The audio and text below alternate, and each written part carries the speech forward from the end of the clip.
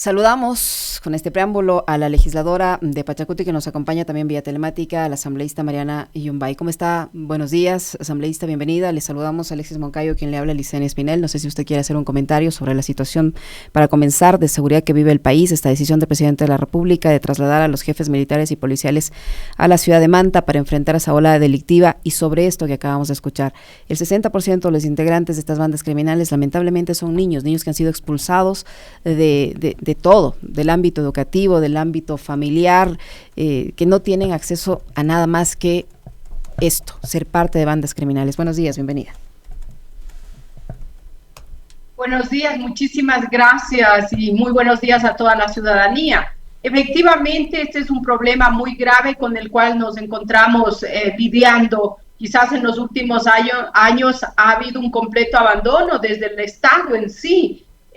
Yo considero que no es suficiente quizás sacar a las Fuerzas Armadas a las calles, sino lo que se requiere es resolver el tema de la inseguridad y todos los problemas desde la estructura en sí, resolver, por ejemplo, el tema de la pobreza, resolver el tema de la educación, resolver el tema del desempleo. Mientras haya familias que no tengan acceso a una vida digna, vamos a seguir mirando esta situación. Solo en el último año conocemos que hay un buen porcentaje de niños y niñas que han abandonado el sistema educativo, que no han podido ingresar, y precisamente porque muchos no tienen ni siquiera dinero para los útiles escolares. En ese sentido, si no resolvemos estos problemas de raíz, no acabamos con la desigualdad, con la injusticia y con la pobreza que lamentablemente vivimos. No se va a resolver, y más bien los niños, los jóvenes, los adolescentes van a ser presa fácil para ser parte de estas bandas delictivas y todas estas redes que aprovechan de esta población, de este sector, que es totalmente lamentable. Esos deberían ser los problemas fundamentales, o uno de los problemas fundamentales a tratarse, pero lamentablemente nos vemos envueltos en coyunturas que se vuelven mediáticas, en coyunturas que nos distraen de este tipo de problemas fundamentales, como le digo, asambleísta Yumbay, como es este escándalo ahora, esta supuesta pugna entre la Asamblea y el Ejecutivo, que según el viceministro de Gobierno estaría planificando un supuesto juicio político al presidente de la República solo por la conformación de esta comisión multipartidista que va a analizar el contenido del informe a la Nación. Digo yo, si el contenido del informe de la Nación es correcto, se apega a la realidad que dicen las cifras, a la realidad que vive el país, no debería preocuparles que la Asamblea, a través de una comisión multipartidista, revise lo que dijo el presidente el 24 de mayo. Pero ¿qué opinión le merece a usted esta situación en la que ahora se ve envuelta la Asamblea, esta supuesta pugna se ha vuelto prácticamente en una amenaza para el presidente de la República? Mire, yo creo que están mirando cucos donde no hay cucos. O sea, yo creo que tienen una gran tarea. Trabajaron para llegar a la presidencia, ya están en la presidencia y están en las distintas carteras del Estado. Lo que deberían hacer es concentrarse en su trabajo y no ver cucos, como digo, donde no hay. Nosotros, por nuestra parte, desde la Asamblea estamos trabajando, y de hecho la normativa, tanto constitucional como la ley orgánica de la función legislativa, dice que los informes entregados por cualquier autoridad tienen que ser sometidos a un análisis, y es lo que se ha hecho, constituir la comisión multipartidista para que analicen, para que contrarresten los datos proporcionados por el presidente cuando rindió el informe a la Nación frente a la realidad. En ese sentido, si se supone que un informe debe ser apegado a la realidad, no tienen por qué preocuparse. Entonces, me parece que es totalmente una actitud de distraer a la población. No se concentran a resolver los problemas. Por ejemplo, la inseguridad que nos está afectando. Imagínense, estos últimos días acaba de ser asesinado uno de los asambleístas alternos. Imagínense, y cuántos ciudadanos están perdiendo su vida en manos de la delincuencia. Deberían concentrarse en eso, mirar cómo los datos de los niños, de los jóvenes que no pueden acceder a la universidad, mirar cómo el desempleo continúa lamentablemente creciendo y no hay alternativa para resolver. Mirar que el sector agricultor no tiene recursos económicos para fortalecer su producción. O sea, son esos temas en los que debería concentrarse y lamentablemente quieren distraernos. Ahora mismo está ya un acuerdo de crédito con el Fondo Monetario Internacional. Están trayendo alrededor de 4,000 millones de dólares y no se sabe ni para qué. Eso es lo que deberían transparentar, pero claro, nos tienen distrayendo con otra información que en nada contribuye. Al contrario, desde nuestra parte, hemos demostrado durante este tiempo el trabajar en también viabilizar las propuestas del Ejecutivo. Tal es así que han venido propuestas de leyes de urgencia económica que sí responden a la gran mayoría de la población y las hemos apoyado. Otras leyes de urgencia económica que van en contra de la mayoría del pueblo ecuatoriano no lo hemos apoyado. En ese sentido, me parece que solo quieren distraer y no concentrarse a trabajar y responder al pueblo ecuatoriano. Es lo que hemos visto hasta el momento. ¿Cómo está, legisladora? Buenos días. Buenos días. La confrontación que ha empezado, decía el propio Esteban Torres a partir de la consulta de abril, ¿tiene origen en el trabajo que viene haciendo la Asamblea o tiene origen en las decisiones e incluso declaraciones que podrían ser consideradas como inapropiadas o inaceptables para ustedes como legisladores por parte de los voceros del gobierno y del propio presidente? ¿En dónde se origina esto que Torres ha dado por llamarle pugna de poderes? Mire, me parece que es una aseveración totalmente fuera de contexto. Lo único que tratan es de distraernos frente a otras acciones que desafortunadamente están afectando. Por ejemplo, este préstamo que viene al Ecuador y que no sabemos para qué, en qué se va a invertir. Por otro lado, hay temas muy sensibles en los cuales no se están enfocando. En este sentido, nosotros desde la Asamblea, ¿qué es lo que hemos hecho? Es trabajar. Tal es así que, mire, buscamos desde el primer instante reformar, por ejemplo, el Código Orgánico de Integral Penal, planteando el incremento de algunas penas, una propuesta que yo misma presenté en los mismos delitos que el presidente lanzó a consulta popular y desperdició 60 millones de dólares. En ese sentido, mire, desde la Asamblea considero que ha habido la plena voluntad de trabajar cumpliendo nuestra labor legislativa y fiscalizadora. Y la fiscalización también lo estamos haciendo en un marco del estricto respeto también al debido proceso, también garantizando que la fiscalización sea un espacio también visto desde la parte técnica y política, no únicamente desde la parte política, no vista para perseguir a las autoridades. En ese sentido, me parece que está totalmente fuera de contexto, quieren distraernos en lugar de concentrarse y trabajar por el bien del país. Responder, mire, yo misma he recibido un montón de informaciones, de requerimientos de la población, la falta de acceso a la salud, los hospitales están sin posibilidades de atender en las condiciones que se merece el pueblo ecuatoriano, entre otros, el IES de la misma forma, hay necesidades en provincias, la vialidad está en condiciones deplorables, o sea, hay tantos temas por resolver y resulta que salen con esta aseveración que es fuera de contexto y que no está ocurriendo ninguna pugna de poderes. Aquí lo que hay que respetar es la independencia de cada una de las funciones del Estado. Y en lo que se puede coordinar, estaremos para coordinar, pero sí tenemos que respetar las independencias. Aquí no estamos ni para obedecer lo que dice el Ejecutivo, ni el Ejecutivo está para obedecer lo que diga la Asamblea, sino que cada uno trabaje en el marco de sus atribuciones, de sus competencias. También le ha molestado al Ejecutivo esta enmienda sobre los vetos. Tal es así que ayer respondió con un veto total a este proyecto de ley que garantizaba los recursos a los gobiernos autónomos descentralizados. Lo propio hizo con estas reformas judiciales y ha dejado allí algunos temas en el limbo, como son los casos de los jueces especializados en violencia sexual. ¿Qué decir frente a esto? Es una revancha, ahorita hay una revancha por parte de la Asamblea, por parte del Ejecutivo, por estas acusaciones sobre la enmienda que tiene que ver con los vetos y esta forma de reaccionar ayer después de estas declaraciones del viceministro vetando totalmente esta ley que daba recursos a los GATS. Mire, yo creo que actuar de esa manera demuestra la falta de madurez política y no entender las funciones y las atribuciones de esta primera función del Estado.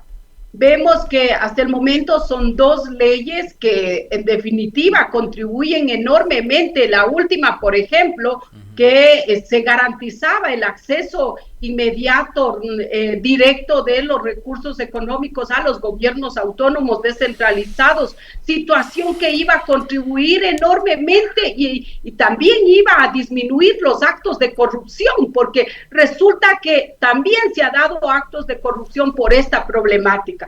Sin embargo, vemos que ha vetado totalmente y me parece que sí, no le agrada, pero ahí estamos, o sea, nosotros tenemos esa facultad y nos parece lo más justo haber modificado esta disposición para que no exista la necesidad de contar con 92 votos. Lamentablemente hemos tenido grandes problemas.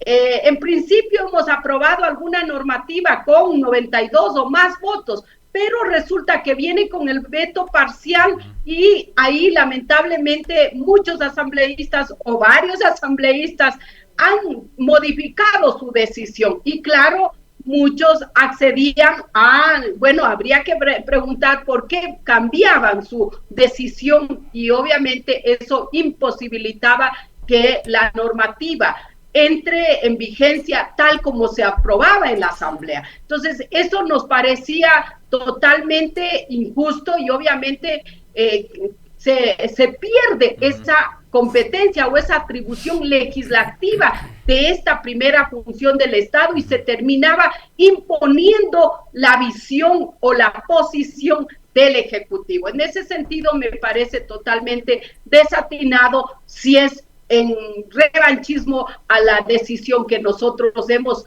adoptado que vete dos leyes que son totalmente importantes. Lo importante es que la ciudadanía tiene que conocer. Nosotros estamos legislando en favor del pueblo ecuatoriano y esta última ley que ha vetado era en beneficio de todos los gobiernos autónomos descentralizados, porque son ellos la cara visible, porque ellos son los que necesitan también recursos económicos para atender en las localidades y resulta que el presidente no está de acuerdo. Nos parece totalmente absurdo el veto total de estas normas legales que se han aprobado en la Asamblea Nacional. Ahora, asambleísta, yo me imagino que el gobierno debe pensar que digamos, que el daño al vetar esta ley, como decía yo en el comentario, se lo está haciendo a Cronfle y a ustedes como legisladores, pero finalmente los perjudicados son los 18 millones de ecuatorianos, las provincias, los cantones y las parroquias que no van a ver los recursos asignados de manera ágil como debería ser. Además, esto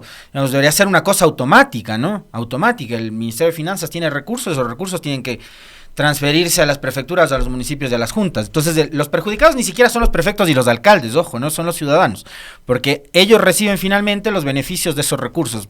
Alcantarillado, agua potable, vialidad, riego, en fin, una cantidad de obras que se hacen en las localidades. Pero digo, dinamitando como ha dinamitado en los últimos días la relación el Ejecutivo con la Asamblea, ¿qué interpretación le da usted no solo a eso, sino también a los otros mensajes complementarios de ayer de Esteban Torres?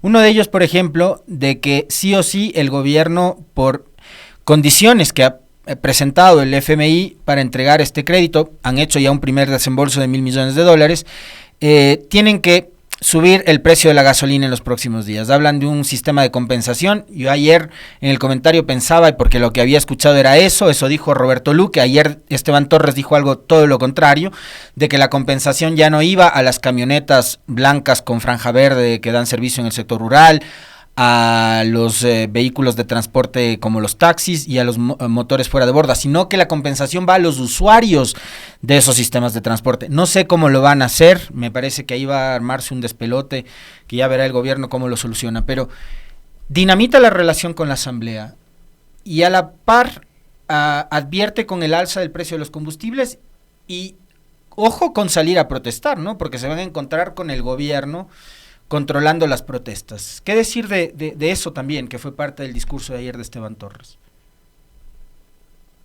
Mire, por eso yo decía, esto simplemente es una situación distractora de en este caso del señor Esteban Torres y de todos quienes están alrededor de este gobierno. Desafortunadamente viene con estos mensajes y por debajo están propiciando, por ejemplo, la eliminación de los subsidios al combustible, que es un golpe a todo el pueblo ecuatoriano. Desde el movimiento indígena y los otros actores sociales, en el gobierno anterior se planteó que se focalicen los subsidios, o sea, que se retiren los subsidios a aquellas grandes empresas camaroneras, pesqueras, atuneras, a las empresas mineras, a aquellos que tienen un ingreso alto, aquellos que tienen vehículos de alta gama, entre otros. Es lo que se planteaba, pero ahora, claro, se pretende retirar el subsidio a todo el pueblo, a toda la ciudadanía, sin hacer esa discriminación. Eso lo único que va a generar es más pobreza, va a profundizar la situación crítica que vivimos en el país y me parece una irresponsabilidad.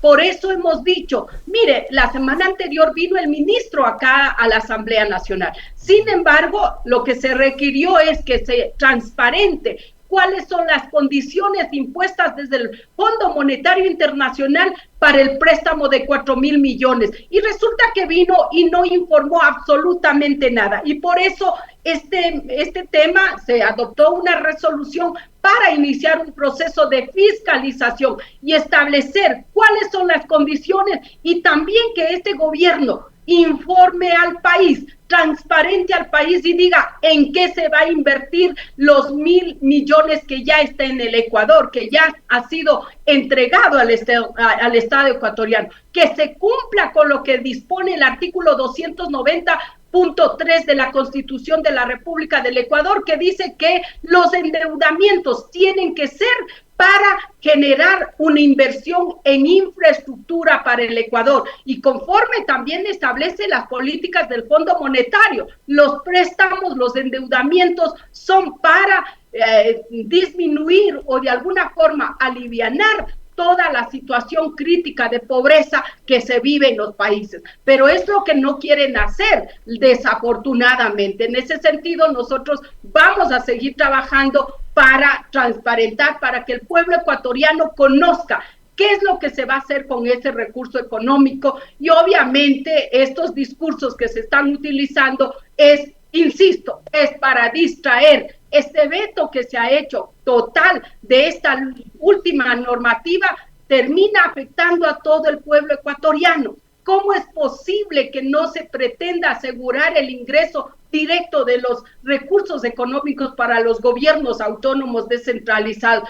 Quieren seguir mirando que los alcaldes, que los prefectos, que las juntas parroquiales pasen mendigando al Ejecutivo, al ministro de Finanzas. No es posible eso es lo que queríamos resolver y vemos que al presidente no le interesa estos temas. Y el pueblo ecuatoriano tiene que mirar, darse cuenta que al presidente de la República no le interesa el bienestar del país, no le interesa el bienestar del campesino, del agricultor, no le interesa la situación de los niños, de los jóvenes, de los adolescentes. En ese sentido, hay que abrir los ojos que lamentablemente el presidente no entiende lo que significa gobernar este Estado ecuatoriano. Creen que todavía está en la hacienda que obviamente siempre ha dirigido. Esa es la falencia de traer o de haber colocado en la presidencia de la República a alguien que no entiende cómo funciona el Estado ecuatoriano, que no entiende que aquí hay una norma constitucional a la cual tenemos que someternos y gobernar sujetándose a esta norma constitucional. Asambleísta Yombay, el presidente de la CONAIE dijo aquí en nuestro medio que van a reunirse el 8 de junio con diferentes sectores populares, entre ellos con el sector de la transportación, para analizar esta decisión del gobierno nacional de eliminar o de focalizar los subsidios a los combustibles. Ayer el viceministro de gobierno dijo que estaban abiertos a dialogar. Entiendo que no les ha llegado todavía la invitación a la CONAIE o las organizaciones indígenas que conforman la CONAIE, tampoco a ninguna de las que participó en los diálogos con el gobierno de Guillermo Lasso en su momento, para conversar, para socializar esta decisión del gobierno central. Estos diálogos, dijo el viceministro, que ya se están llevando a cabo. No obstante, la CONAIE no ha sido todavía formalmente invitada. No sé si usted conoce si ya recibió o no la invitación, pero en todo caso, el viceministro también anticipó que si ustedes, me refiero a la CONAIE, a Pachacuti, optan por las medidas de presión, movilizaciones, etcétera, ellos están dispuestos a responder. ¿Qué va a pasar este 8 de junio en la reunión que va a mantener la CONAIE con diferentes organizaciones populares y qué dicen respecto a esta advertencia, de alguna manera una advertencia que hace el viceministro de gobierno? Mire, al viceministro habría que decirle también que nosotros, todos los pueblos, no solo los indígenas, sino campesinos y no indígenas, tenemos un derecho constitucional, el previsto en el artículo 98, que es el derecho a la resistencia. Si hay medidas, si hay políticas, normas y otras que afectan al pueblo ecuatoriano, a la gran mayoría, tenemos total derecho también de ejercer este derecho a la resistencia, ¿no es cierto? En eso, por otro lado, efectivamente, el sábado 8 de junio tenemos la gran convención nacional del Movimiento de Unidad Plurinacional Pachacuti, al cual hemos invitado a todos los actores, a todos los sectores, porque va a ser un espacio de análisis de todos estos temas. De la misma forma, también va a ser el espacio donde vamos a presentar el plan de gobierno para el 2025 que ha sido construido y que va a seguir perfeccionándose este plan para el próximo proceso electoral. En ese espacio escucharemos las voces de los distintos actores y se tomarán también decisiones, siempre pensando en la mayoría del pueblo ecuatoriano. El país necesita respuesta, necesitamos rescatar y salvar a nuestro Estado ecuatoriano, a nuestro país, y en esa tarea también estamos nosotros. Muy gentil, asambleísta Yombay, muchísimas gracias por atendernos. Muy amable, legisladora. Muchas gracias a ustedes, que tengan un buen día, gracias.